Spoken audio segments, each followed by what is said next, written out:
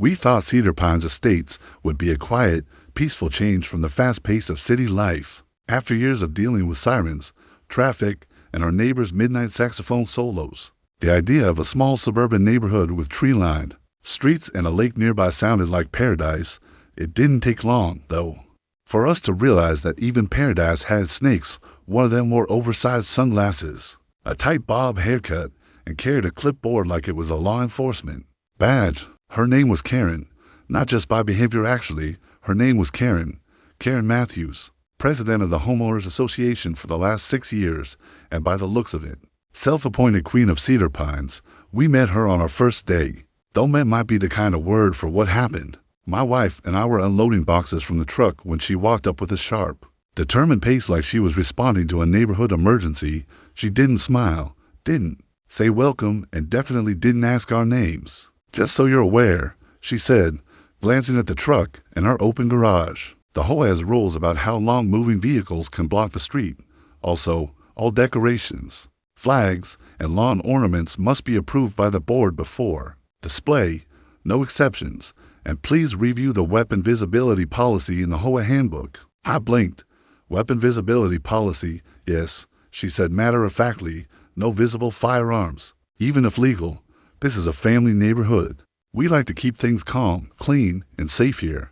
I bit my tongue. My wife kept unpacking silently, her lips pressed into a thin line. We'd dealt with worse, sure, but something about Karen's smugness rubbed me the wrong way. Still, we said nothing. We were new. It wasn't worth starting drama on day one. My wife, Jessica, had just taken the job as chief of police in the nearby city.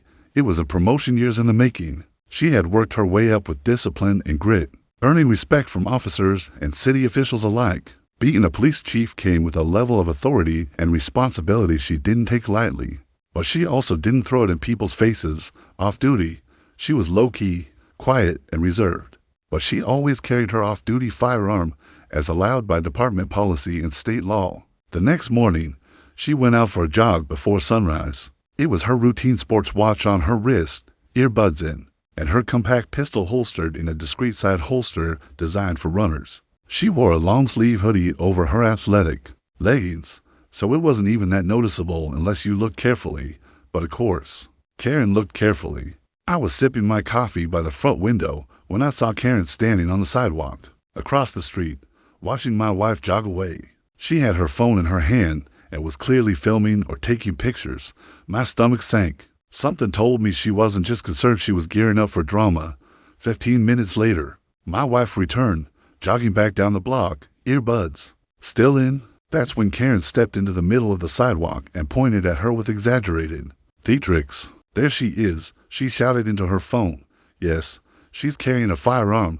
It's right on her hip. She looks very aggressive." My wife pulled out one earbud and slowed to a walk. "Excuse me?" she said. Karen didn't respond to her directly. She was still talking into her phone. "Yes, 911. I'd like to report a suspicious person in the neighborhood. She's armed and walking around. I don't feel safe." "You're calling 911 on me?" my wife asked, incredulous. Karen glanced at her, then back to her phone. "Yes, she's still here. Dark hair, athletic clothes, has a gun strapped to her waist. No, I don't know her name, but she's walking around like she owns the place." I had stepped outside by then, coffee mug in hand, watching this whole thing unfold. In disbelief, I walked over and stood beside my wife. "She lives here," I said. "This is our house. We just moved in yesterday." Karen scoffed. "That doesn't give her the right to intimidate people." "I don't care who she is. I'm calling this in. We don't walk around with guns in this neighborhood." Jessica calmly reached into her pocket and pulled out her wallet. From it, she drew her ID and badge, holding it up for Karen to see. "I'm Chief Jessica Cole, Cedar County Police Department. Off-duty officers are permitted to carry at all times under federal and state law." Karen's expression shifted. First confusion, then disbelief, then what looked like panic. "That can't be real," she said, squinting at the badge. You can't just claim to be the chief. I would have been informed if the new police chief was moving in here. That's not how that works," my wife said, slipping her badge back into her pocket. "I don't report to the HOA." Karen stumbled over her words. "There's a process. You should have introduced yourself to the board. We have protocols. I followed all city and HOA guidelines for the move, my wife said, and there's no legal basis for you to call the police on someone lawfully carrying a weapon, especially a law enforcement officer. Karen stood there, blinking rapidly. As the faint sound of a siren began approaching in the distance, I could see the color draining from her face. "Oh my God," she muttered. "They're coming. They're actually coming. I didn't know. I thought you could intimidate someone. I couldn't. Like you probably do with everyone else around here." Karen looked around, as if trying to find someone to back her up, but the street was empty. The neighbors weren't rushing to her side. The patrol car slowed to a stop in front of our house. The officer got out and walked up. The moment he saw my wife, his face lit up with recognition. "Chief Cole, ma'am, everything all right?" Jessica nodded. "Everything's fine, Officer Simmons. A concerned resident made a call about me carrying off duty." Simmons turned toward Karen, his expression suddenly professional and unreadable. "You made the call, ma'am." Karen's mouth opened, then closed again. "I didn't know she was the chief," she said, her voice suddenly small. "I just saw a gun and panicked. This is a safe neighborhood." "It still is," my wife said, calm and cool. "But let me make something clear. Harassing someone for legally carrying, especially when that person is a sworn officer, can quickly turn into a civil issue." "I didn't mean anything by it," Karen said quickly. "I was just trying to keep the neighborhood safe." Simmons gave a slow nod. "Understood. But you might want to confirm facts before calling 911 next time. False reports can lead to real consequences." Karen stood frozen as the officer returned to his car. My wife gave her a polite smile, not mocking, just the kind of smile that said, "I know who I am, and you clearly don't." Then she turned and walked back toward our house, completely unfazed. I lingered just a moment longer, locking eyes with Karen. She was still standing there like a statue, clutching her phone, and probably wondering how the day had turned so fast. And I had the feeling she wasn't done with us yet. She'd embarrass herself. Sure, but Karen didn't strike me as the type who learned from her mistakes. No, she was going to double down, and this time, she'd have to figure out how to fight someone who actually enforces the law. This was only the beginning. For most people, getting embarrassed in front of a police officer after falsely calling 911 might be enough of a wake-up call. For Karen, it was just another excuse to dig her heels deeper into her fantasy that she ran the entire neighborhood. The very next day, she was back to patrolling the sidewalks like nothing happened. Clipboard in hand, phone camera ready, and a thick pile of HOA citations under her arm. We knew she wouldn't go quietly. The way she glared at our house now wasn't just territorial, it was personal. After the incident with the 911 call, my wife filed a quiet report with the department just to document it. Nothing dramatic, just a paper trail. I asked if she wanted to press any charges or push back legally. She shrugged and said, "Not yet. Let's give her a chance to walk away with her dignity intact." I admired her patience, even though I didn't share it. A couple of days later, I was out front trimming our hedges when I saw Karen stopping at our mailbox. Not just stopping, standing there with her phone out, taking a picture. I walked up and asked if there was a problem. "This mailbox is an inch tall," she said, not looking up. "According to HOA regulations, mailboxes must be between 38 and 42 inches from the ground. Yours is 43. That's a violation." I looked at her like she was out of her mind. "Are you serious?" "Dead serious. You'll receive an official notice by tomorrow," she replied, flipping her clipboard dramatically. "You're retaliating," I said flatly, "because you embarrassed yourself." Her lips twitched. "You people think you're above the rules." I was about to say something I'd regret when I heard the screen door open. My wife stepped out, in full uniform this time, heading to her car.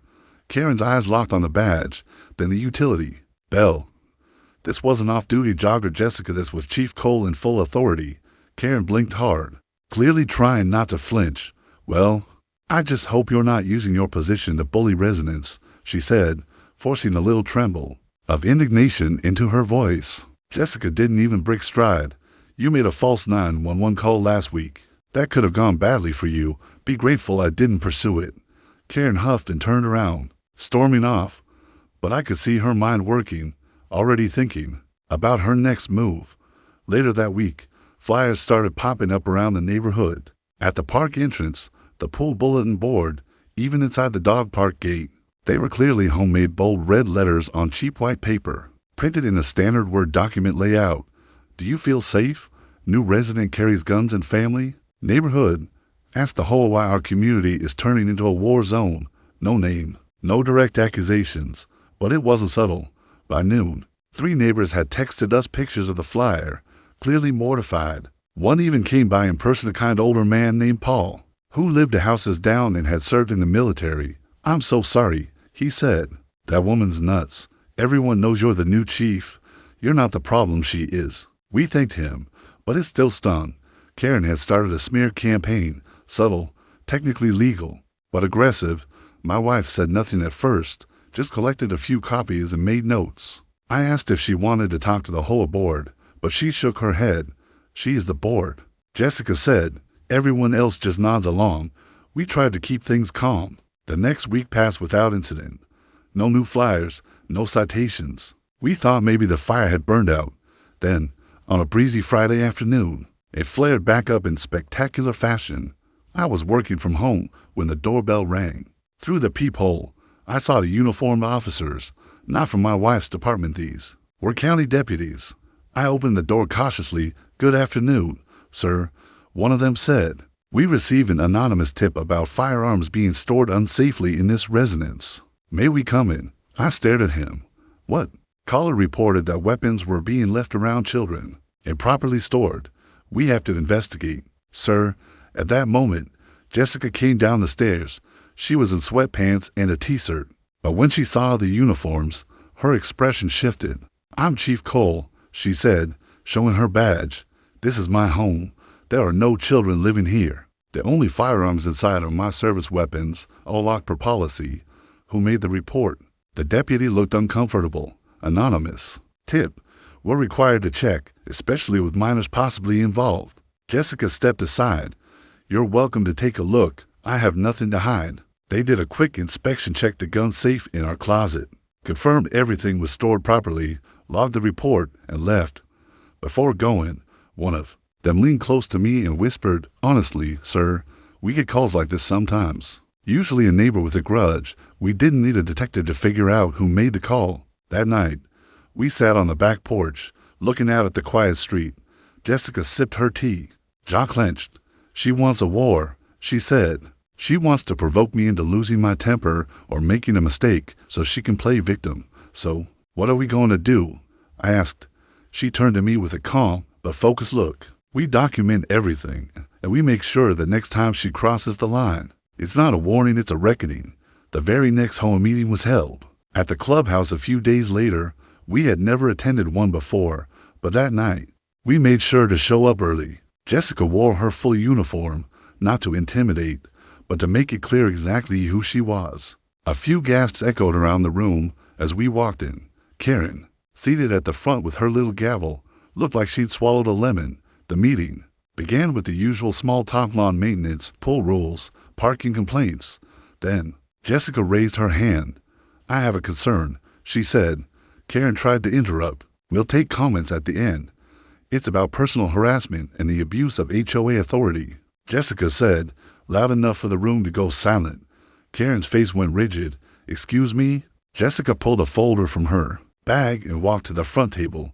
She placed it on the table beside Karen's clipboard. In the last 2 weeks, I've been falsely reported to 911, slandered in public flyers, and targeted with an anonymous CPS-style call about weapons. I have documented proof of each. I've chosen not to press charges for now, but if there's one more false report, one more anonymous tip, or one more personal attack, I will act. Karen's mouth opened, then closed again. Jessica turned to face the room. I respect the HOA and its purpose, but harassment under the cover of regulation is still harassment. Abuse of 911 services is a crime. Spreading misinformation to manipulate neighbors is unethical, and while I may wear a badge, I'm still a private citizen entitled to peace in my own home. The room was dead silent. Then someone clapped, then another. Within seconds, more than half the room joined in, not loud or theatrical, just a quiet show of solidarity. Karen sat frozen, her face bright red, her clipboard untouched. The meeting ended without another word from her. As we walked out, several neighbors stopped us to say thank you. A few even apologized for not stepping in sooner. One of the other board members, a soft-spoken woman named Helen, quietly told us. Karen had been losing support for months. This might be the final straw, she said with a soft smile. We didn't celebrate. We didn't gloat. But as we walked home hand in hand, the air felt different, louder. Like the neighborhood had finally taken a breath it had been holding for far too long. Karen had tried to play sheriff, but she forgot this town already had a real one.